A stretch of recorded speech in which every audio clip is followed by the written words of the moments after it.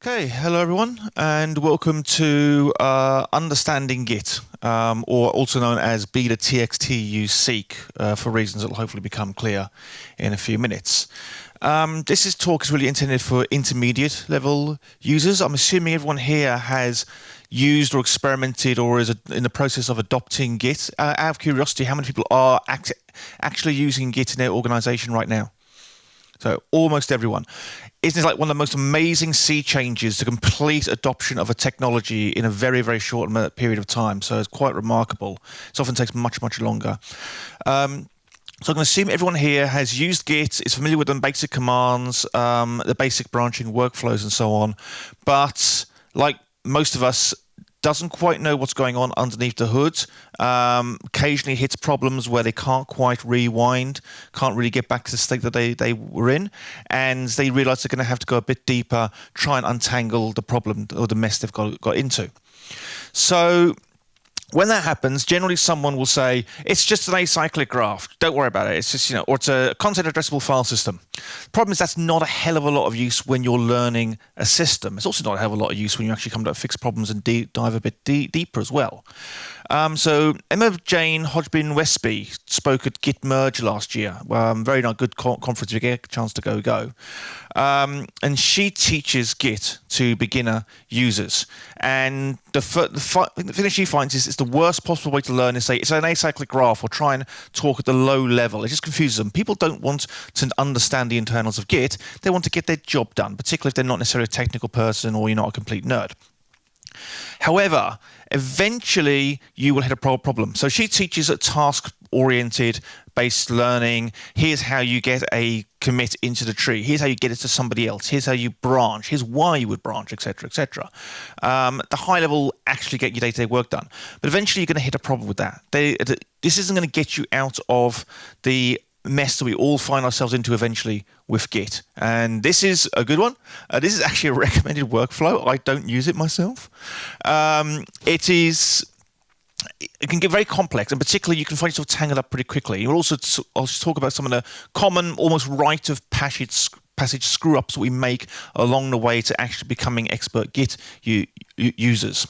Because Git at its core is made up of some very fundamental low-level operations. When it first came out, Git was very much manipulating very low-level this acyclic graph that you hear about. But if you understand it, then you can understand what commands and why commands are built on top of it, and then you can understand, well, okay, I know how to get out of this problem. I don't know that there's necessarily a command to do that, but I'm pretty sure there is because there must be. Or if there's not, I could even write it myself, which is what people often do. So I hope you've all seen this XKCD comic from a few months ago about basically we've all been in this situation, here's a bunch of commands, we kind of hack our way out of it. Presumably you also read the hidden text on it that talks about the friend, this person, given the phone number, that person just listens for a while, babbling about acyclic graphs and content addressable file system and refs and so on, and eventually they'll tell you what you've got to do to get out of that issue. This talk is hopefully the talk to get you on the first step to being the person in that text file. So this is the start of understanding the core of Git for the purposes of untangling and fixing problems, and a deeper understanding which enables more powerful workflows and even a couple of weird little tricks, or at least one I will show you a little bit further on. So without further ado, let's jump into Git internals. I'm going to start right at the bottom, as you should. We're going to talk about the fundamental data structures of Git. And the fundamental data structure, the basic level you deal with and you operate on is the blob. A blob is basically content. It can be content in the form of an actual file or data checked into Git, or it can be the metadata about that file, its name, its permissions, its commit, its author, etc., etc., etc. So this is basically what Git looks like. If you hold that idea in your head, that is the main concept you have to understand. Everything else is layered on top of these really three types of data structures, and everything else really kind of falls out from that. You have blobs, which are content. They are hashed. They are zlib compressed. Or say more correctly, they are zlib compressed, then they are hashed, and they have a little bit of some flags put on the front of them. And the hash is how it's identified, not by its file name. At a high level, we have the tree. It's also a blob, but it's a metadata blob. It's also hashed and compressed and so on, but it contains a bit of more information about these blobs. It maps a blob hash to a name, for instance, and permissions. It looks an awful lot like a file system. It was not surprising given it's written by an operating system's file system type guy. And on top of that, you have commits, which you're probably familiar with, that tell you a bit about the author and point at various information and changes over time. And commits can have parents, which is important. So I promised down low-level stuff. Let's get down there.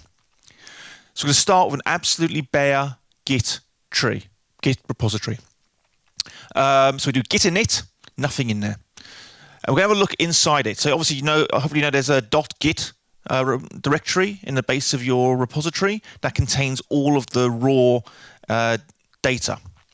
We're going to use something called tree, which is just a Unix command that just recurses through and shows you a bit of information about the file structure underneath a particular directory.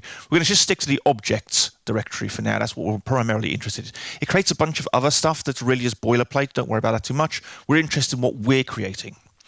So we see objects. We have really nothing in there. Let's add something.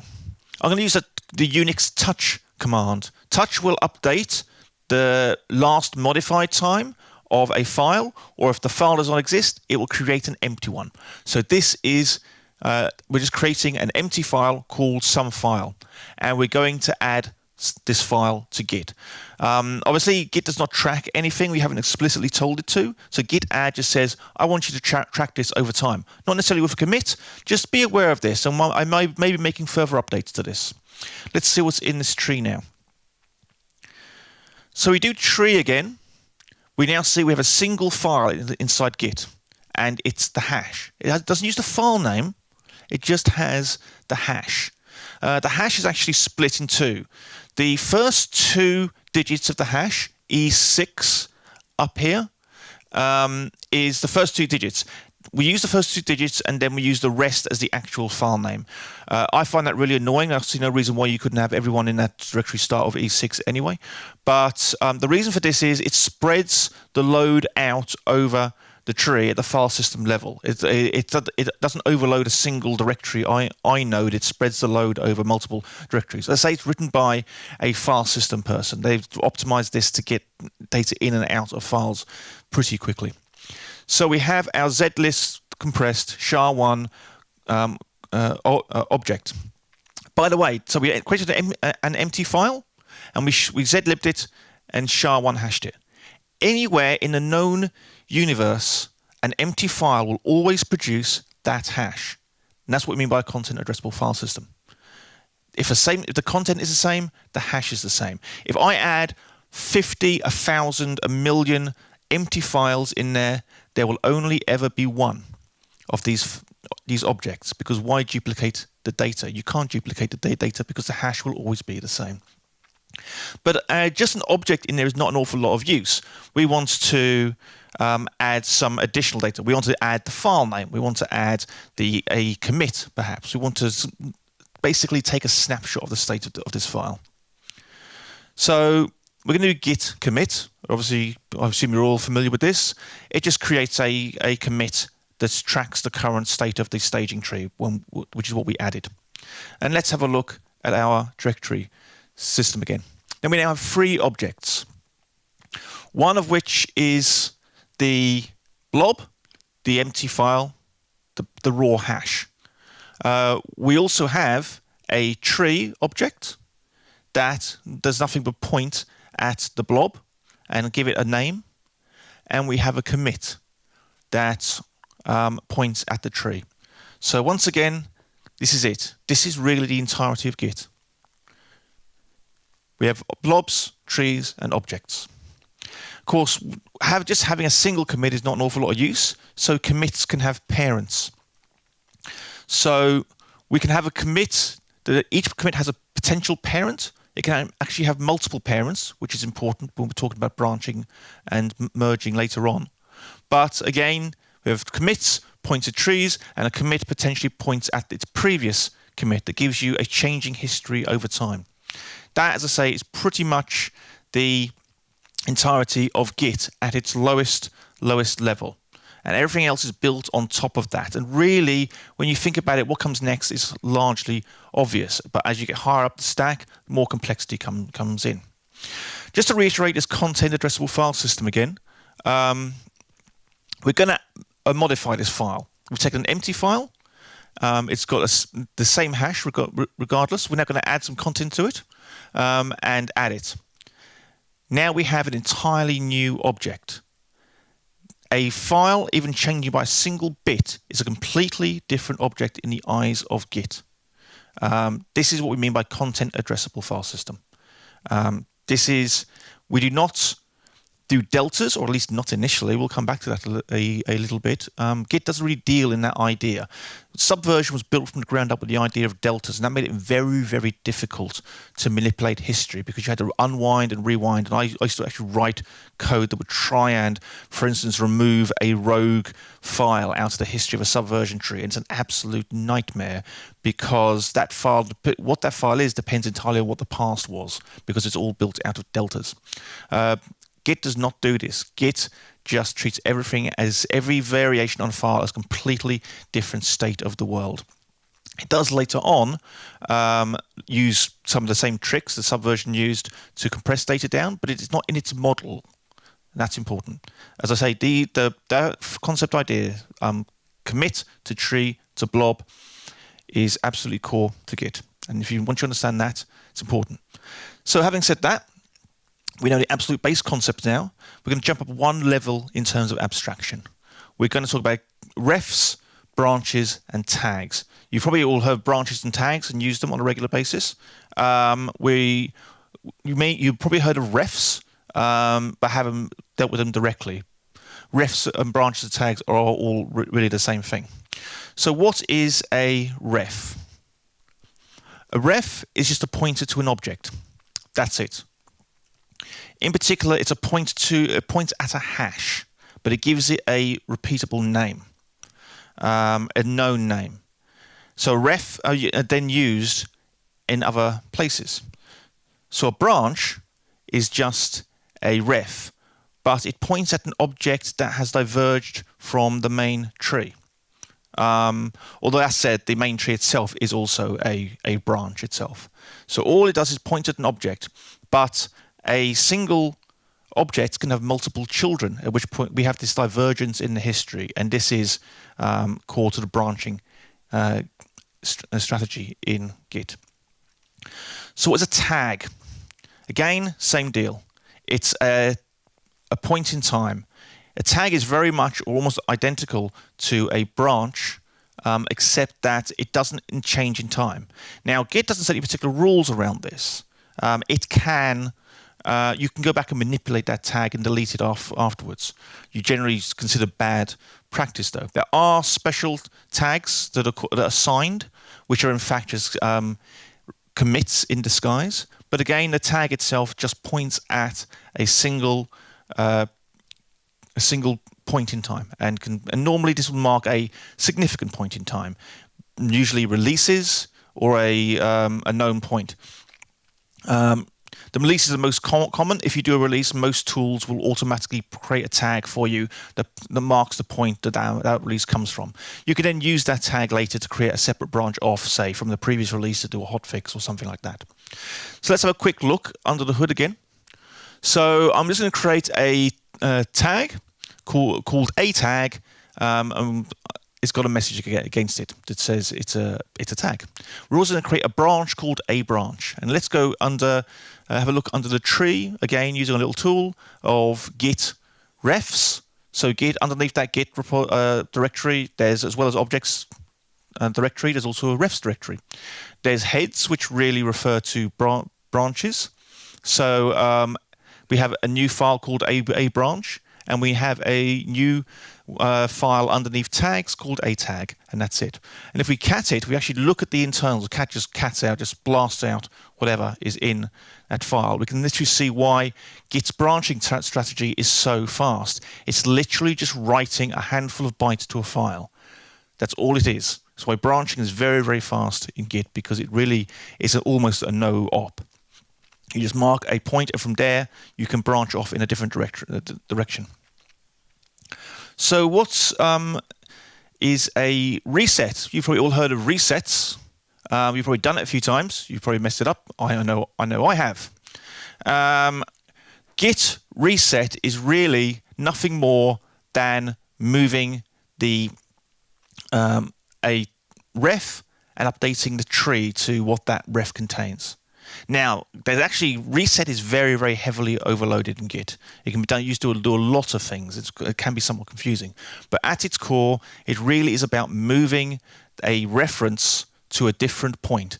And there's different flags like hard and soft and so on, which say what it does with the data once it moves back there. But at its heart, it really is just moving a tag along. Now, one of the things you've probably done this, so you've done a reset and then realized you screwed up.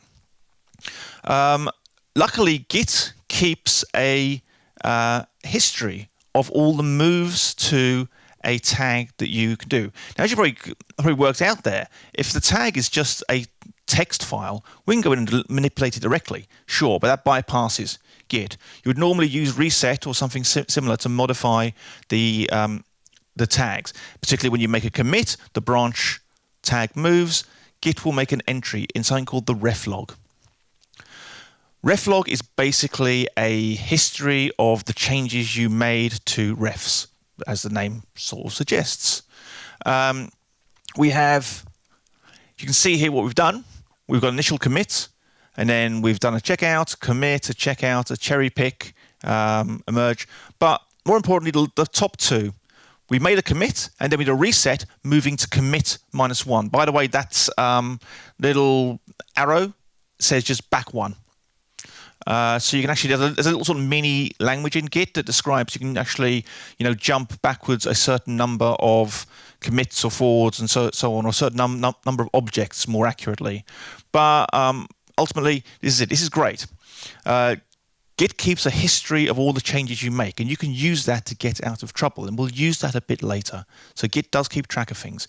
Now, it does only keep the reflog by default for 90 days, but generally speaking, if you've gone 90 days without going back to fix a problem you created, you're probably in deeper trouble than you think. Now, one of the things I mentioned was content addressable file systems. And you can add files, and all these files start adding up. Each one, you make a bunch of changes and do an add, make a change, do an add, make a change, do an add, and then do a commit. You have every one of those intermediate objects is now lying around in your repository, never to be touched again. So, Git has the ability to clean up after itself in two ways that are actually slightly related. One is that Git has something called GC. This does both of these things by default. Git GC will remove any objects that do not have child objects or references associated with them, orphaned objects. This works almost exactly like the conceptual model of the JVM, by the way. If you're familiar with that, just find the objects, walk backwards, find if they have a root, find if they have children, and that's pretty much it. So see that again. Do git reset, and then we do GC, and that removes the object because it no longer has any children or references of pointing at it. Now, by default, Git will not remove objects that are less than 2 weeks old, which is why I've said prune equals all there. You can override that at a configuration level, or you can override that on the command line, and I'm just saying be brutal, destroy everything. So, but this is GC at its core. The other thing it does, by default, is use something called a pack file, or creates a pack file. So, as I mentioned, Git can be quite inefficient on disk. Now, this is actually not a bigger deal as you would think, because the original versions of Git did not have this concept of pack file, because Disk space is cheap. Your time is expensive. And that's something I keep coming back to in many, many talks I do. Your time is expensive. Developer time is very, very expensive. Disk space is cheap. Just chuck a bigger disk at it. However, that doesn't work at the network level and can actually become a problem over time. However, Git now has the concept of a pack file. Pack file, what it does is will do all of the normal GC things, and then it will compress all the files together. Where you have a certain state of the repository, it will push that down into a single large blob. This will be delta compressed in a similar manner to Subversion, and is optimized heavily for the disk. You can pretty much ignore this at the conceptual level. This no way modifies Git's internal model of objects and so on. It's just an implementation detail. You could rip this out and replace it with something else and it would not change Git. However, it is exceedingly fast. It's very good for getting over the network and is heavily optimized for disk access. Again, written by an OS file systems guy.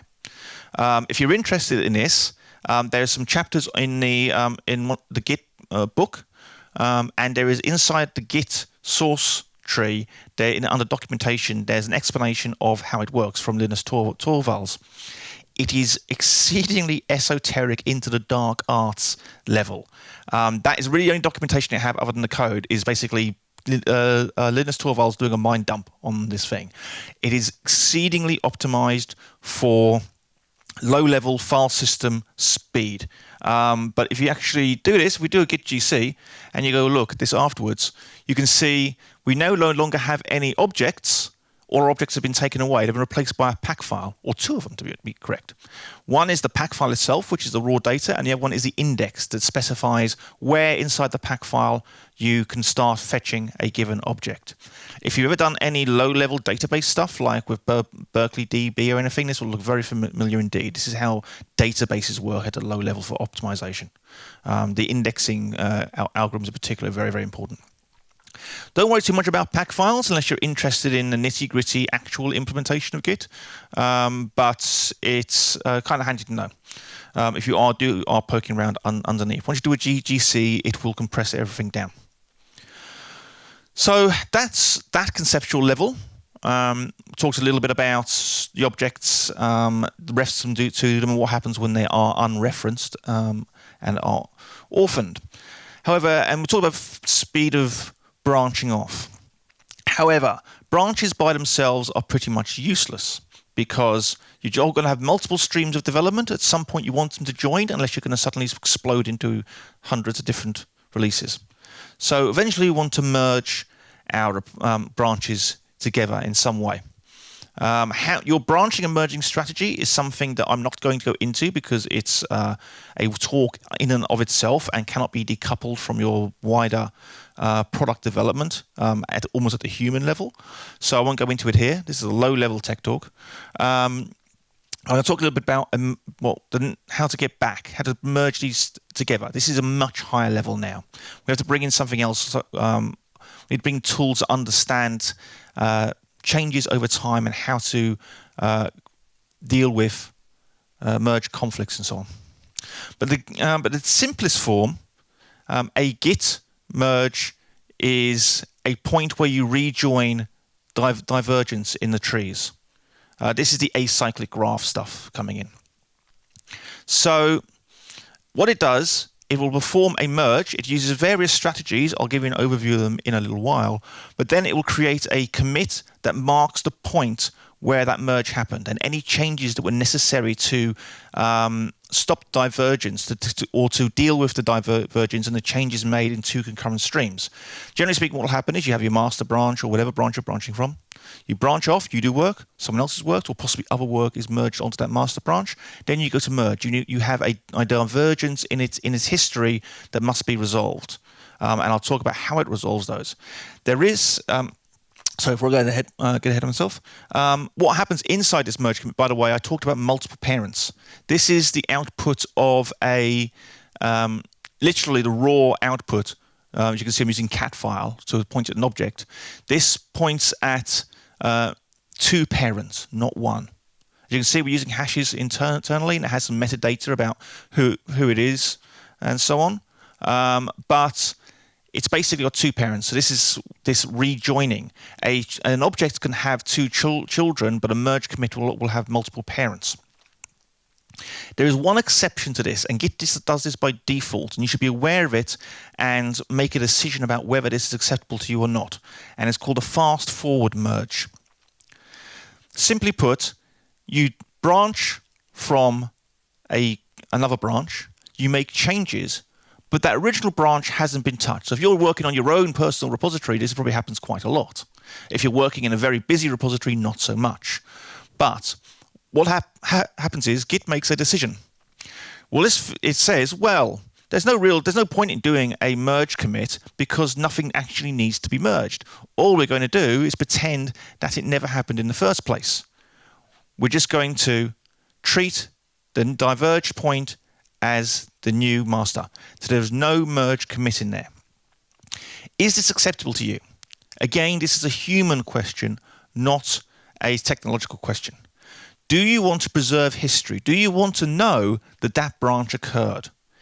If you do, you should add the flag noFF to your commit or your merge point, your merge command. That will then create a dummy merge commit regardless of whether it can do a fast forward or not. By default, Git will do a fast forward merge and you will lose the history of that branch. It will be treated as if it all happened on that master branch. Whether you want to do this or not, it depends on whether you think a clean tree is important with minimal number of merge commits or whether preserving history is more important. This is a stylistic issue and an argument I have no intention of getting involved in. It's really a case of what suits your development process. Yes? Sorry? The branch tag will remain there, but a lot of tools will delete it by default later on. And if you push up to remote repository, it will remain there. But if that tag is deleted, you'll have no history of way to get back and work out what the branching point was. So talking to merge strategies, this is a talk in and of itself. I did originally have this in the talk, talking about the recursive one that Git uses. Unfortunately, it's a question of sheer matter of time. Recursive merge is a very powerful one. Resolve use is what you think of as a normal merge in most systems. An octopus merge is where you have multiple streams of development and you merge them all together. That generally only works well if you have clean merge. If they can all merge very cleanly, there's very little or no overlap between the different versions, then that's fine. There's one called ours that throws away the branch completely. Theirs, which throws away the other branch. And there's subtree, which is a whole, again, story to itself, but it's a method of pulling another repository into your repository, possibly as a one giant commit. It's basically the answer to alternative to sub modules or externs in Subversion. But the one that's actually used is recursive. This one, and this is why Git merges work so much better than Subversion merges. Git knows where it branched from. It goes back to that, looks at the current state of history, and then walks back up both trees to work out at each step along the way what changes were made. It's been used extensively, and is the default inside Git. It's been used extensively on the Linux kernel, which is one of the most largest, most complex trees known. So it's probably the safest to use. The other thing you can do is the merge strategy is pluggable. So if you're working on, say, a proprietary format or a known format or a structured data format, even though Git doesn't necessarily know how to merge the two together, if you know how to merge the two, for instance, it would be XML. Imagine you had XML and somebody makes two conflicting changes, but they are in fact not really conflicting because they're in different structural parts of XML. What you can do is pull the XML in, turn it into a DOM, merge internally, and then dump the XML back out again. That's a very simple version. But if you were, say, you had a binary file format that looks unmergeable to Git, but is in fact mergeable if you can pull it apart and put it back together again, you can write your own merge strategy and it will use it from then on. So we're also going to talk about one of the other big naughty things that people don't like in Git, or are very controversial, is a rebase. So what is a rebase? At its simplest level, rather than doing a merge, what we do is we decide to replay history from another point. We like to pretend the branch never occurred. So if you are of the sort of the persuasion, and we talked a bit about fast forward merges, if you're of the persuasion that you want a clean tree and don't want any merge strategies around, you can use rebase to bring yourself up to date, and then a fast forward merge will occur automatically. It also has it's a very heavily overloaded concept because it is so powerful.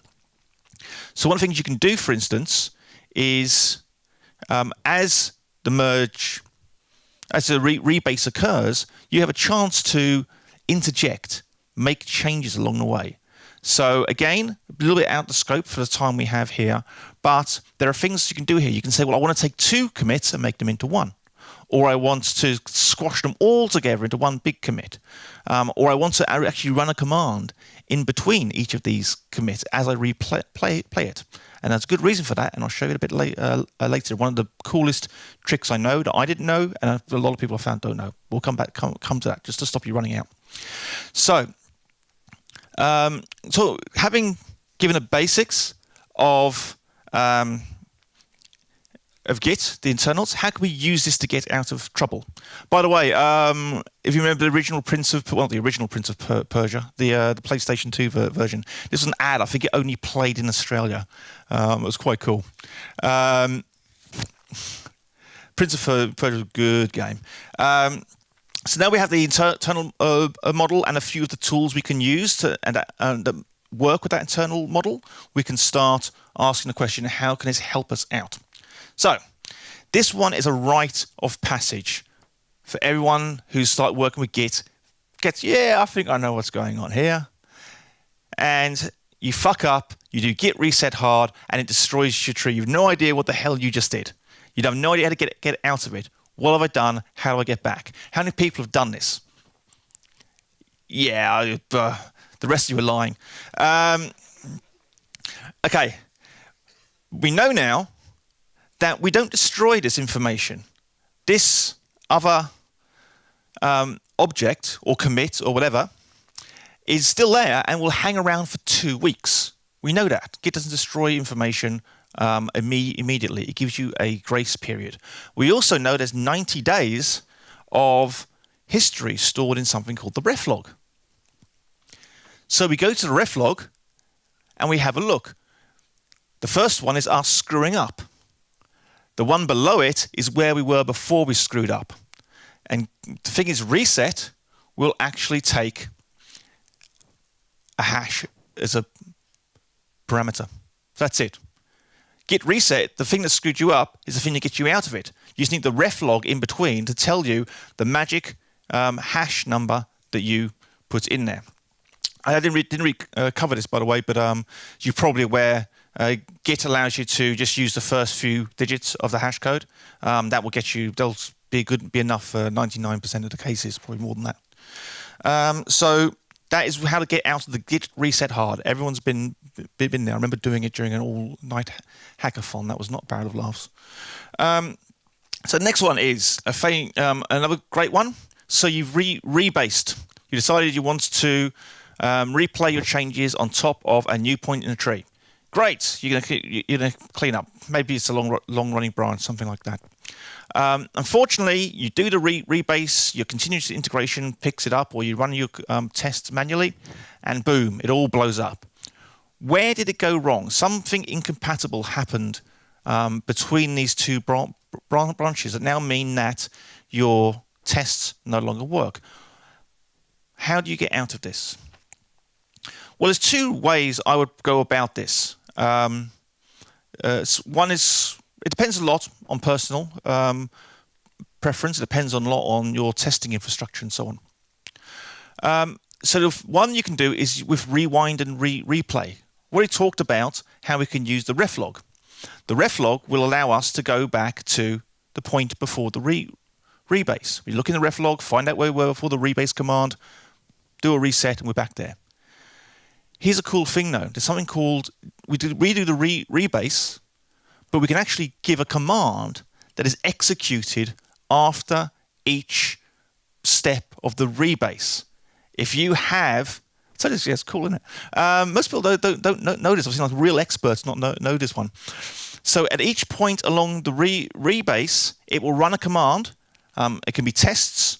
You can limit it, if depending on your testing infrastructure, limit it just to the test that's failing. And that will tell you at which point it blows up. Because when the tests fail, the rebase fails, it drops out. You can do any manual fixing up that you want and continue, or maybe you have to do something more complex. That's great. You can keep doing this as many times as you want because you know about the reflog now. So you can actually reset back to the past anytime that you want. The other way you can fix it, this is a tool that's used heavily in the Linux kernel community, by the way, is something called bisect. If you don't want to move back, you want to actually identify the point that broke and then fix it by adding more changes further down. There's git bisect. Git bisect, what it does is it takes 2 points and you mark them. You can say, well, I know that this point over here is good. I know that this one at the end is bad. Git, go off and find which one is the broken one. And what it does is basically a binary search. It will find the point in between the two, pick one, and then run a command. Now you can do this manually. I have had to do this with a Linux kernel before. It's, you know, go off and build and reboot. Or you can do something like, if you can give it commands to run. So if you have unit tests that will identify the problem, that's great. You definitely should have that. You can just run those tests, same as we did with the exec in the previous one. So what it will do, it'll actually go off and automate or manually identify points, mark them as good or bad, and then if it's good, it'll move further up the tree. If it's bad, it'll go back until it's good, etc. Eventually, it tries to find the first point at which the tests start to fail. Now, you can say you can do this manually, or if it's a UI problem or something you can't identify programmatically, but you can identify it programmatically, give it a command, and it will do that for you. Now, one of the last things I'm going to have a look at, this is a little bonus one. I haven't done this previously. We'll see how this goes. I'm going to show you the powers of invisibility in Git. Just a little sort of really kind of impress on you what this low-level knowledge can do for you, or how you can use it in interesting ways. How malleable Git is. You can actually build other tools on top of it if you wanted to. So we're going to look at hiding files inside Git, or more accurately, hiding objects inside Git, and maybe I'll show you why. So we have a normal Git tree. Let's say it's the Linux kernel, or I'll just say actually Git source code itself. We decide we want to hide something inside it. We want to have an object in there that's accessible, but it's not really part of the history. How do we do that? Well, we can actually create an object of floating away, not part of any history, not part of any chain, and we can put information inside there. We could even have a completely other separate history inside Git. So here's how we do this. Now we're getting down to the low-level stuff. But we know we can create objects. So what we're going to do is we can use a command called hash object. Now, by itself, all it does is take an object and just give you the hash that would have been generated for it. But you add the -w, okay, write, then it will actually write that object into the Git tree, and it'll appear under those objects. And it's just floating there. The problem is this won't survive. At least it won't survive longer than 2 weeks. That's because Git will GC it. It has no children. Git will go through it, go through the tree, find it, go, hang on, where's this come from? Nowhere, and apparently no one cares, so let us delete it. This is a little bit like having an object that's created, but you never assign it to a variable inside Java. Eventually, it'll just get GC'd. So we can prevent that. We have the hash now, and we can just create a tag. So we're going to call it tag hidden. We give it the hash the Git gave us during the previous step, and we now have a hidden file inside a repository. We do a push that will end up there. Now, that's not a lot of use because we can't get it out. So we can use something called git cat file.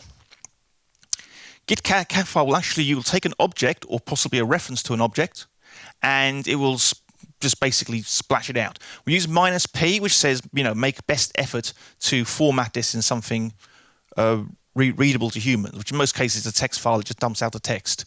In this case, we're now looking at the hidden file.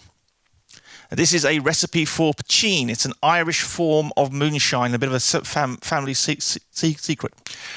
Completely illegal. Do not use this recipe. You could probably learn a lot about my family history from the fact that this even exists. So that's great. So we learn to hide objects and manipulate the Git tree in a very low level for, shits and giggles, basically. Is there a use for this? Well, actually, yes, there is. This is, if you go into the Git repository itself, Git's own repository, and you do this, cat file -p junio gpg pub. That is where Junio, who is the Git maintainer, has been for some time, and very good at it, stores his GPG key. So you can actually pull that out and look at it. That's actually a slightly truncated version, by the way. There's a lot of other information. It's like a big, long text file that explains what it is and why it is, and then you get the public key at the end. But you can use this to verify the Git repository. Now, it's a bit of a circular problem there, because obviously you're verifying the Git repository that the Git tree key came from. But it's just a convenient way of holding it somewhere well-known and public. So it's a real-world usage. Another one is, I won't go too much into here, because I haven't actually looked at this closely myself, but I've been informed that this is how GitHub does its the sites associated with its repositories. There's no reason why a Git repository can't have two roots, and you can jump between them.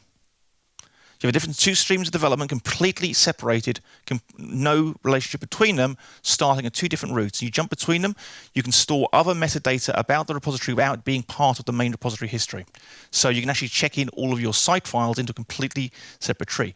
Crazy way to do it. Don't recommend it doing for your own stuff. Atlassian has a completely different way of doing this. They use a third-party hosting service, but it's an interesting application of the idea that if you understand and can manipulate the low level, there's no reason why it has to be the way that it's accepted. You don't have to have a single tree. You don't have to do anything. If you understand the core, then you have the ability to manipulate Git at its fundamental level. You can build other tools on top of it. This core Git was just this model.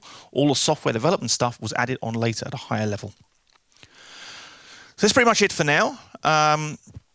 Should probably wrap up. I'll be around for questions.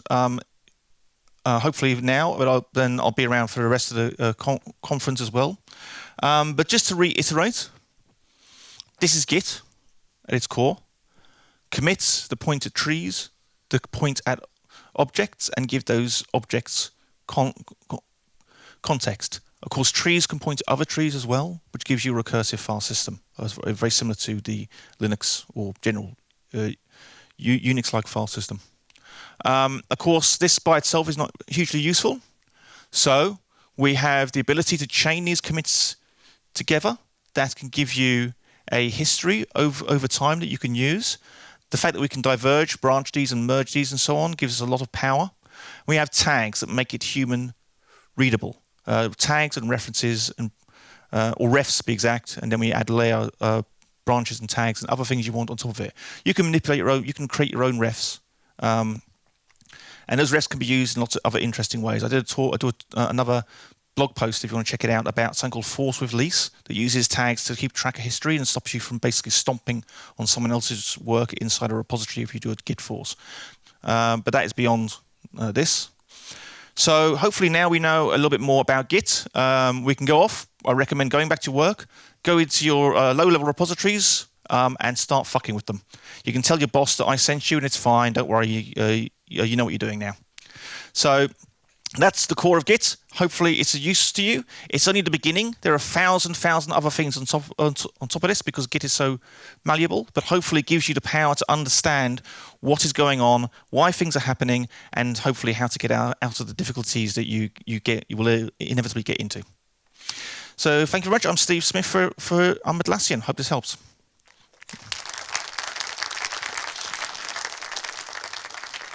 We have a few minutes if you want to ask questions, or I'll be hanging around for the rest of the conference.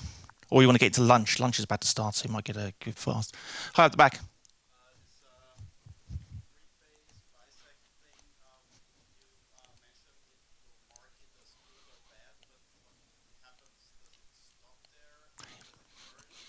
No, it stops. So what happens? The question is, what happens during the Git bisect I mentioned? Good, bad, and then it stops. Something happens in between.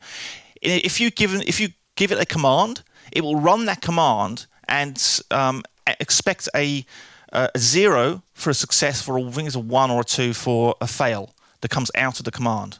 So all systems, Maven or Make and so on, will output a status. Git will look at that. So if you give it a command, it will go find a point in between, run the command. If it passes, move on to the next. If it fails, stop. And then it's up to you to work out what to do next. If you're doing it without the command, it will stop every time, and then you'll manually have to go mark as good or mark as bad. So ideally, you would automate it, because doing it by hand is quite painful, I can assure you. Hi.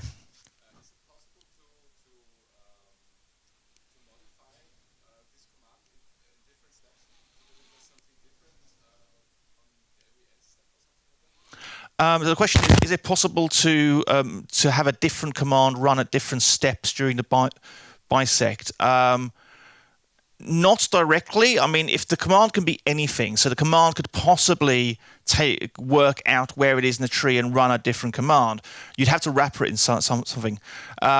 It would imply that you're not contesting the same thing, though. I would not say something I recommend. If the idea is you do the same tests at each step along the way, and if you're trying to manipulate it in some way and run different tests at different times, what are you actually testing? I think it's quite complicated. There might be a use case for that, but there's no reason why if there's some special information, then you can wrapper that command. You can write a little Python script or shell script or something that wrappers it and runs a different command. It's all just Unix commands, and what it does is entirely up to the command itself.